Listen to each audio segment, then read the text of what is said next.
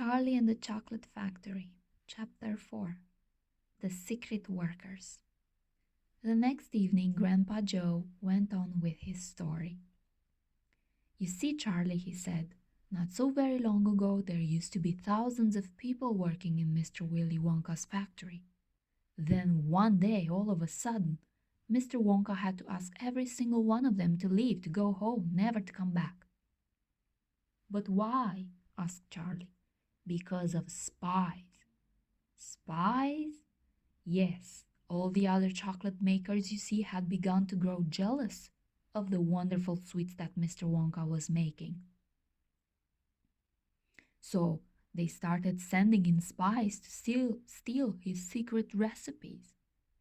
The spies took jobs in the Wonka factory, pretending that they were ordinary workers, and while they were there, each one of them found out exactly how a certain special thing was made." "And did they go back to their own factories and tell?" asked Charlie. "They must have," answered Grandpa Joe, "because soon after that, Fickelgruber's factory started making an ice cream that would never melt, even in the hottest sun.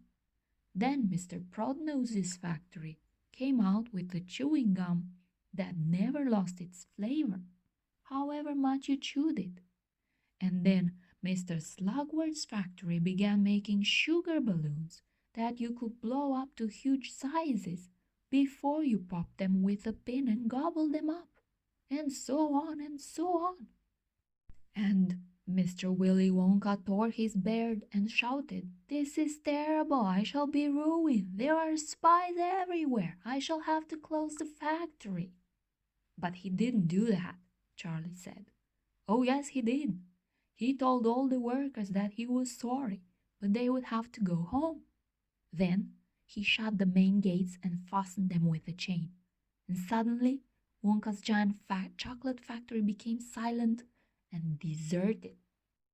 The chimneys stopped smoking, the machines stopped whirring, and from then on, not a single chocolate or sweet was made. Not a soul went in or out, and even Mr. Willy Wonka himself disappeared completely.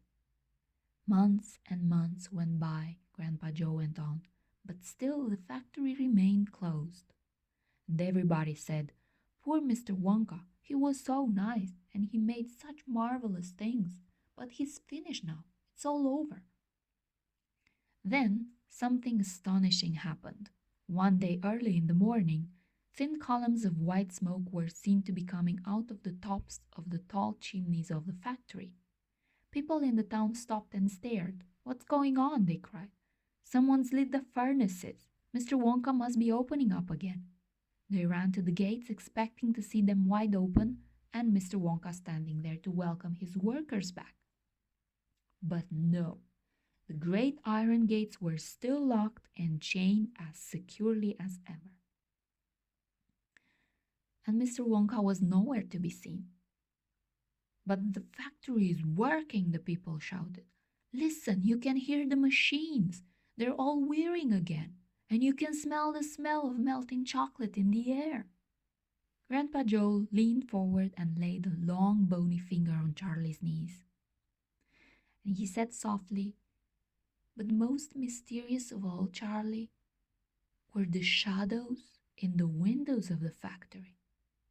The people standing on the street outside could see small, dark shadows moving about behind the frosted glass windows.' 'Shadows of whom?' said Charlie quickly. That's exactly what everybody else wanted to know. 'The place is full of workers,' the people shouted, 'but nobody's gone in. The gates are locked. It's crazy. Nobody ever comes out either.'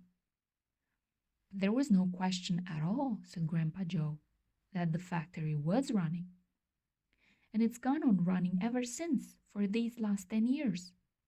What's more, the chocolates and sweets it's been turning out have become more fantastic and delicious all the time. And of course now, when Mr. Wonka invents some new and wonderful sweet, neither Mr. Fickelgrubber nor Mr. Proudnose, nor Mr. Slugworth, nor anybody else is able to copy it.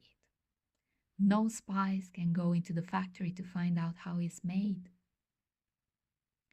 But, Grandpa, who cried Charlie, who is Mr. Wonka using to do all the work in the factory? Nobody knows, Charlie. But that's absurd. Hasn't someone asked Mr. Wonka?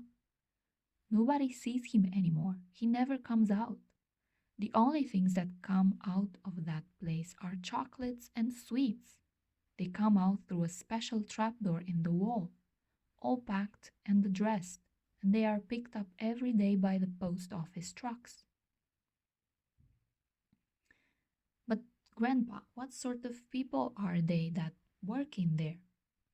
My dear boy, said Grandpa Joe, that is one of the great mysteries of the chocolate-making world. We know only one thing about them. They are very small. The faint shadows that sometimes appear behind the windows, especially late at night when the lights are on, are those of tiny people. People no taller than my knee. There aren't any such people, Charlie said. Just then, Mr. Bucket, Charlie's father, came into the room. He was home from the toothpaste factory, and he was waving an evening newspaper rather excitedly. Have you heard the news?